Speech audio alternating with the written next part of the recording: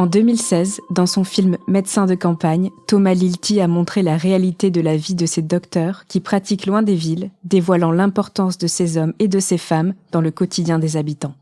7 jours sur 7, à n'importe quelle heure, ils auscultent, soignent, assurent à la fois un rôle de protection et d'autorité. Leurs gestes soulagent et leurs paroles guident.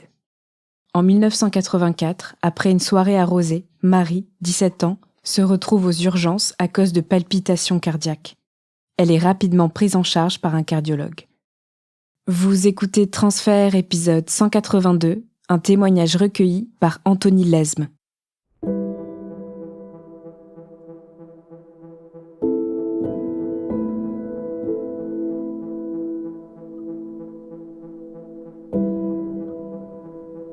En 1984, j'ai 17 ans. Je suis pleine de vie, j'aime la vie, je veux parcourir le monde, faire fille au père, aller aux États-Unis. J'aime sortir, j'aime les boîtes de nuit. À 17 ans, je prends ma première cuite. Je me retrouve aux urgences et un médecin, et par la suite mon médecin de famille, me dit d'aller voir un cardiologue. J'avais eu un peu des palpitations, chose que j'ai faite.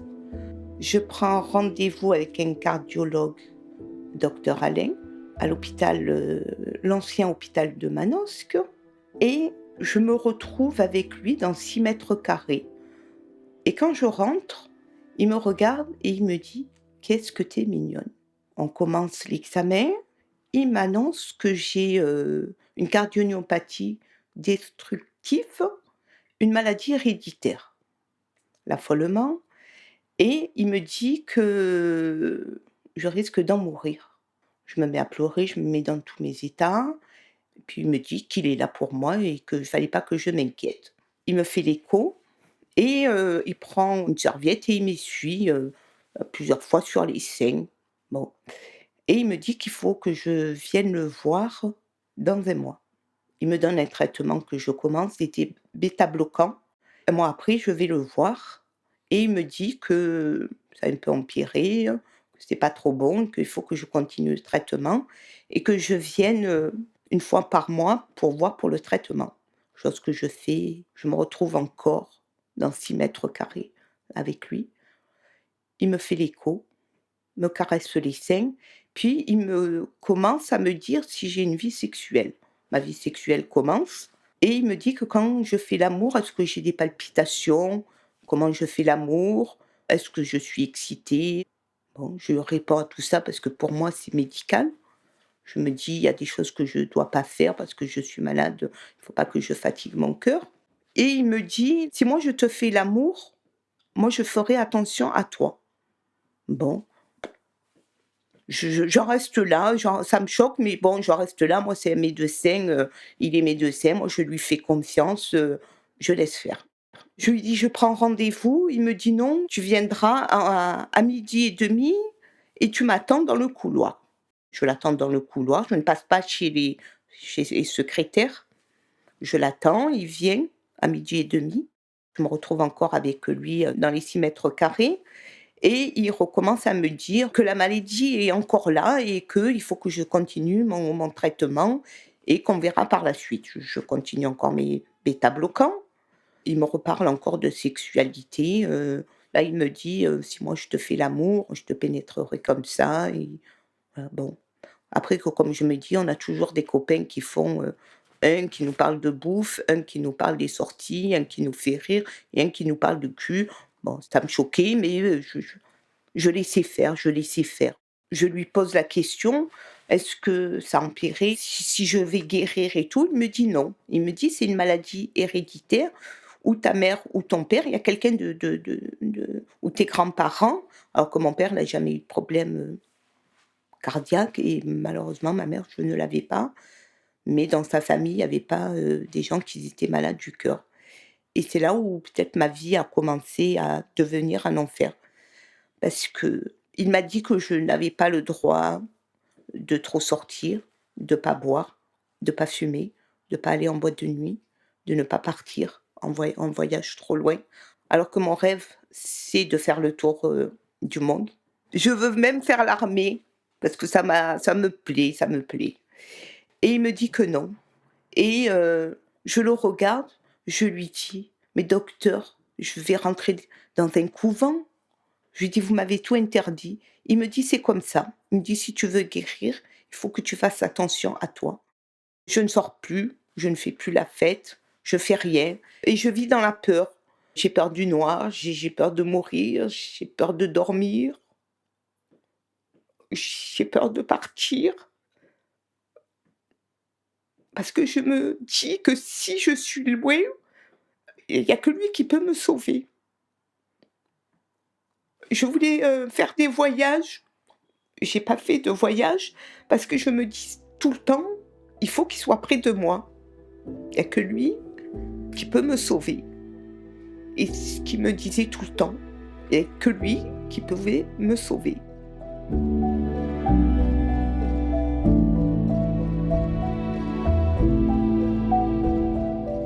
À 25 ans, il me dit: «On devrait envisager peut-être une opération» parce que ça avait empiré et qu'il fallait que peut-être m'opérer du cœur.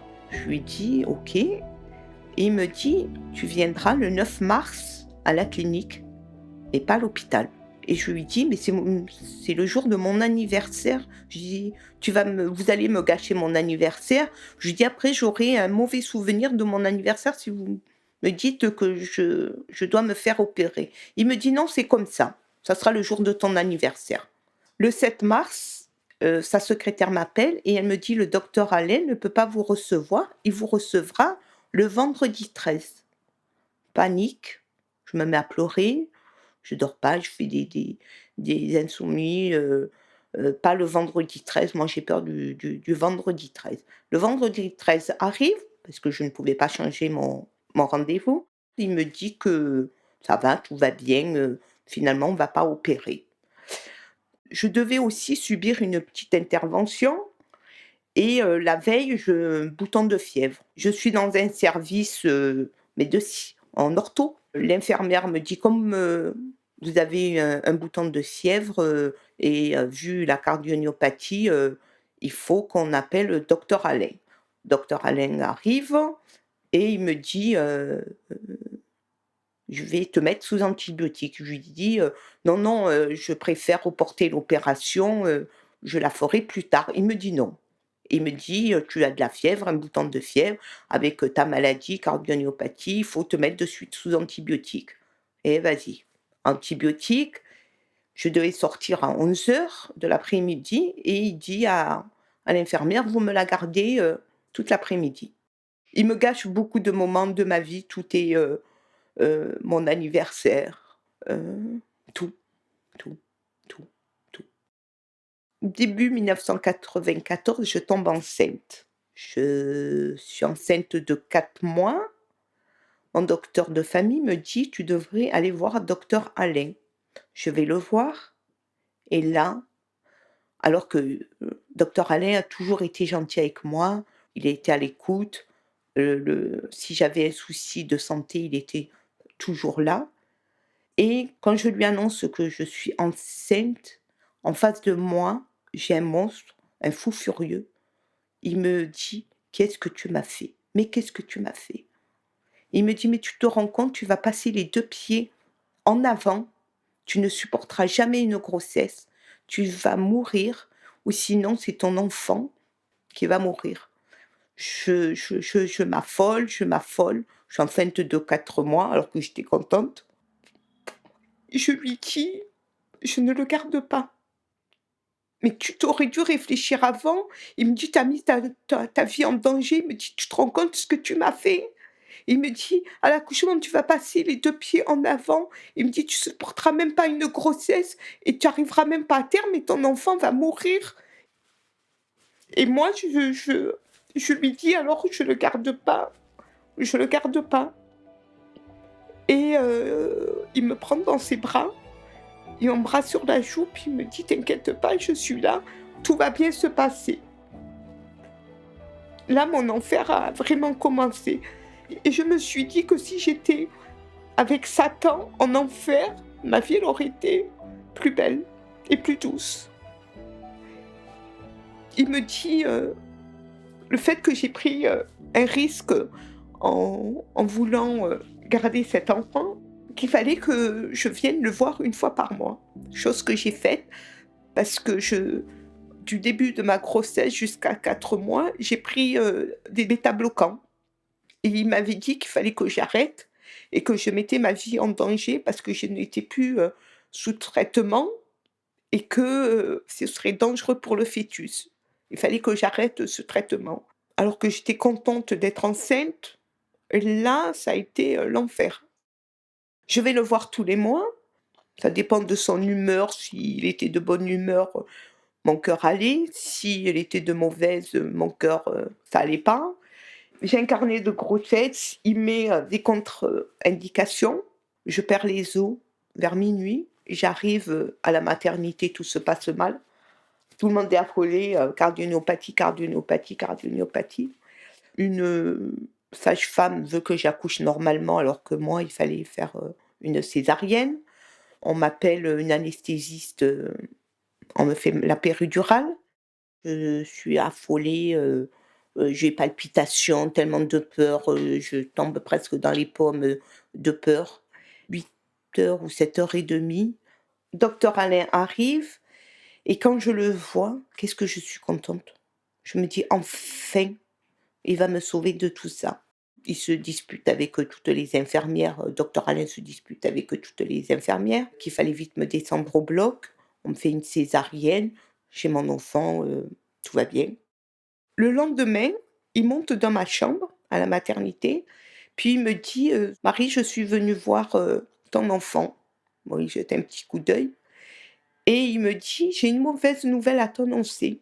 Il me dit: «Comme c'est une maladie héréditaire, ton enfant risque de l'avoir». Je me mets à hurler, je me mets à pleurer.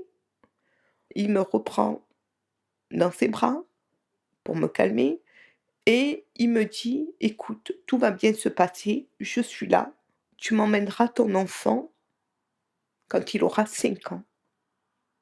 Là, l'enfer a commencé, là. C'est les pires années de ma vie et mon fils dort, je mets, la main sur son cœur. Une nuit, j'ai l'impression que son cœur ne bouge pas, je le secoue comme une folle, comme une folle. Je me retrouve souvent, aux urgences, dues à mes angoisses. Je m'en veux de pas l'avoir écouté, de pas avoir écouté, docteur Alain, parce qu'il m'a dit, «Tu vois, tu aurais jamais dû le faire et ne refais jamais plus d'enfants».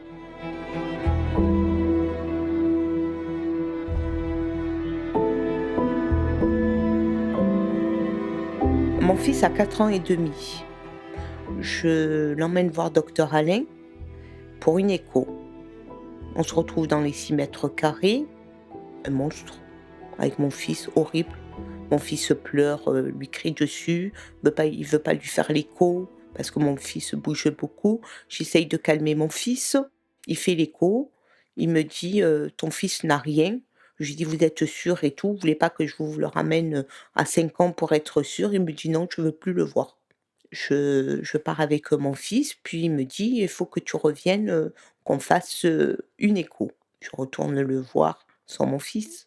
Il me fait l'écho et il commence à me dire, «Depuis que tu as accouché, comment est ta vie sexuelle? Est-ce que tu couches?» Il commence à me dire, «Moi j'adore, faire l'amour à des femmes qui ont accouché, c'est plus excitant», je l'écoute, ça me choque, mais bon, je le laisse faire. Il m'a tellement parlé, de ses histoires de cul, de ce qu'il allait me faire ou ce qu'il voulait faire, que je le laissais, parler.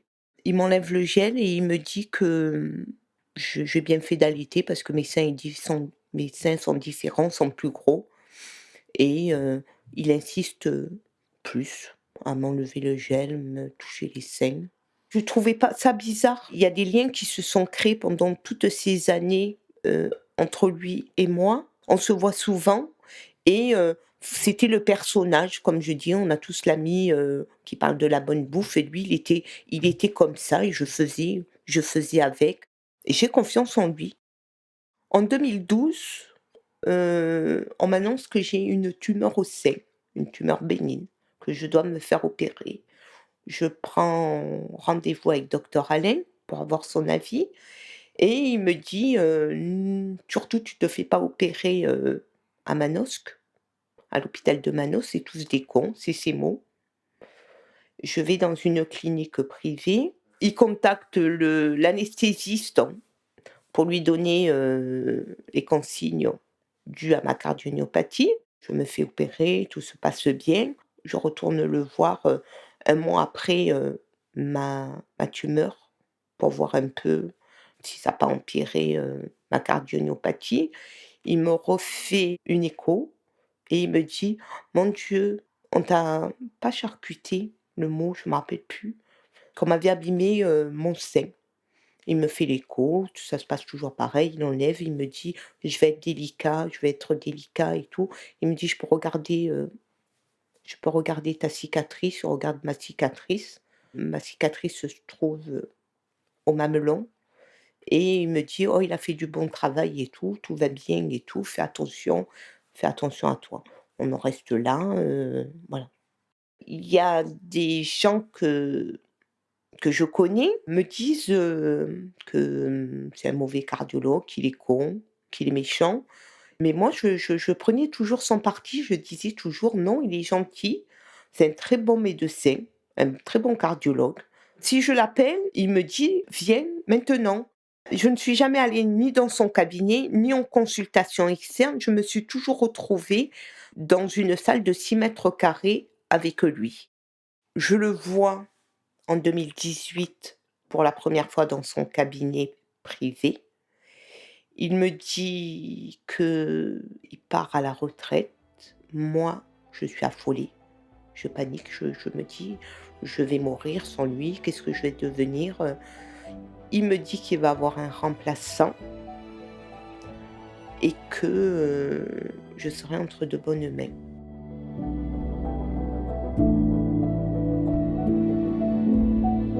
Je vais, voir ma dentiste pour, des soins dentaires. Elle me demande de faire des examens complémentaires, chose que je fais et c'est là, avec mon docteur de famille, qu'on réalise que je n'ai jamais eu de cardiomyopathie. J'y crois pas, j'y crois pas, non. Je lui repose la question à mon médecin. Je me dis: «C'est pas possible qu'il m'ait trahi pendant 38 ans». Il me confirme, je me mets à pleurer, je me mets dans tous mes états, panique, crise d'angoisse. Toute la nuit, je dors pas. 1er jour, 2e jour, 3e jour, je mémorise toute mon histoire. Puis je me dis, «C'est pas possible qu'il m'ait menti à ce point». Je demande mon dossier médical à l'hôpital, je fais une demande à l'hôpital. Je contacte l'hôpital, je leur raconte mon histoire. Je vois le 5 juillet 2020 un médiateur à l'hôpital qui me confirme que docteur Alain m'a menti pendant 38 ans et pendant 38 ans, je n'ai jamais eu de cardiomyopathie. Il m'a dit d'aller au commissariat porter plainte, chose que j'ai faite. J'ai porté, plainte contre, docteur Alain. La première chose que je fais quand j'ai su que je n'étais pas malade, je me suis mis à ma fenêtre, j'ai allumé une cigarette, j'ai regardé le ciel et je me dis: «Tu n'es pas malade, tu ne vas pas mourir, tu ne vas pas mourir». Mais malheureusement, jusqu'à maintenant, je vis encore comme une malade parce que je n'ai pas de réponse, je n'ai pas de réponse. Moi, ce que je veux, c'est que docteur Alain soit en face de moi et me dise: «Pourquoi?» Moi, je veux qu'il me dise pourquoi. C'est ça qui m'aidera à avancer. Pourquoi il m'a choisi? Des fois, la dernière fois, je disais à mon docteur: «Peut-être que ce jour-là, je suis venue peut-être trop sexy ou peut-être» moi, je suis charmeuse dans la vie de tous les jours, c'est vrai. Je parle facilement aux gens, ma sœur, elle me dit, je rentre dans un endroit, la vendeuse, ça devient ma meilleure amie. J'ai l'impression que c'est moi la fautif, que c'est moi la fautif. Je me dis: quand, il me disait: «Je te fais l'amour» et trucs comme ça, pourquoi j'ai pas dit: «Quand même docteur, vous vous rendez compte comment vous me parlez?» Je l'ai laissé faire. J'étais une proie facile. Je l'ai trop laissé faire. À un moment, j'aurais dû dire stop. Quand il m'a dit: «Qu'est-ce que tu es mignonne», pourquoi je ne suis pas partie? Je suis allée toute seule. Parce qu'en fin de compte, moi j'ai perdu ma mère, j'avais 7 ans et mon père il est merveilleux mon père. On était livrés à nous-mêmes et quand je dis livrés, on allait au dentiste tout seul, on allait faire les courses. Moi, mon père, il travaillait, il était fonctionnaire, mon père. Je me dis peut-être que si j'étais allée avec mon père, peut-être qu'il m'aurait jamais, fait ça. Je suis sûre et certaine qu'il m'aurait dit: «Tu pas malade». Je me dis: «Pourquoi tu es allée toute seule? Ça y est, c'est arrivé, fais avec, tu peux pas retourner en arrière». Là, je prends des somnifères parce que mes nuits sont très dures. Je suis retombée enceinte à 17 ans et j'ai pas gardé l'enfant parce que j'avais trop peur et je me dis que si j'en parle pas, je l'ai effacé de ma mémoire et je l'avais vraiment effacé et ça m'est revenu quand il y a eu cette histoire. J'avais trop peur. J'avais trop peur, je me dis revivre ça et si cette fois mon enfant a la maladie, qu'il vive comme moi. Le jour où j'ai avorté, je voulais même pas écouter son cœur. J'ai dit: «Ne mettez pas, le cœur». Je lui ai dit au revoir. Je lui ai dit, au petit, je lui ai dit: «Je suis désolée, je peux pas te garder, je peux pas te garder. Si tu vis ce que j'ai vécu, tu vas vivre l'enfer et je veux pas, je veux pas». Je lui en veux de m'avoir gâché, 38 ans, 38 ans. Il m'a gâché, mon adolescence, ma vie de femme, ma sexualité, ma grossesse, ma vie de mère, mon enfant. J'ai dit à mon fils, que j'avais une cardiomyopathie et que je risquais de mourir et que s'il m'arrivait quelque chose, je ne voulais pas d'acharnement, qu'il me laisse partir. Qui fait don de mes organes, je lui dis: «Sauf le cœur, parce que mon cœur, ce sera comme ça que je serai morte». Quand j'ai eu mon fils, j'ai dit à mes sœurs, à mes 2 sœurs, que s'il m'arrivait quelque chose, qu'elles prennent soin de mon enfant. Hem, j'ai fait plein de choses avec mon enfant. Hem, je voulais qu'il ait, plein, plein, plein de souvenirs avec moi. Je prenais des photos. Mon fils, il aimait pas les photos. Il me disait toujours: «Arrête maman». Je voulais, qu'il ait, des souvenirs. Je l'ai emmené à Walt Disney, il adorait les dinosaures. Je l'ai emmené à Paris voir les dinosaures. On est parti faire des stages, d'archéologie, au ski. J'ai fait plein, plein j'ai vécu, avec lui à 100 à l'heure. Je me disais comme ça, au moins si je meurs, déjà il sera entre de bonnes mains. Il sera avec mes sœurs et il aura plein, plein, plein de souvenirs avec moi. Et ce qui est le plus horrible dans cette histoire, tout ce que j'ai vécu, tout ce qui m'a fait vivre, c'est rien. Mais quand je dis c'est rien, c'est rien. Le pire, c'est d'avoir annoncé à mon fils que j'étais une condamnée, que j'allais mourir à petit feu. C'est ça le pire qui m'a fait vivre. J'ai jamais fait ma vie, je n'ai jamais vécu avec personne. Personne, jamais, quel homme allait vivre avec une femme qui allait mourir, qu'il allait se retrouver veuf.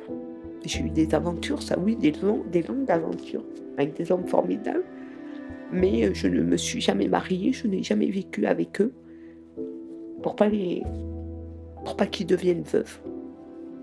Il m'a tout gâché, tout, tout, tout, tout, tout, tout. un monstre, un monstre.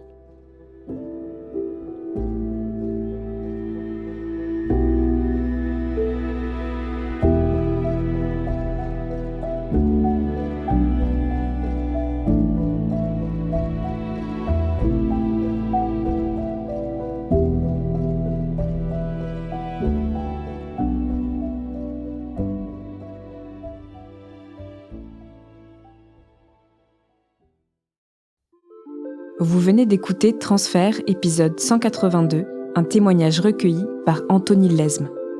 Il a été produit et réalisé par Slate.fr sous la direction de Christophe Caron et Benjamin Septem-Ours. Production éditoriale, Sarah Koskiewicz. Prise de son, Anthony Lesme. Réalisation et montage, Victor Benamou. Retrouvez tous les épisodes de Transfert sur Slate.fr ou sur votre application de podcast préférée. Pour proposer une histoire, vous pouvez nous envoyer un mail à l'adresse transfert@slate.fr.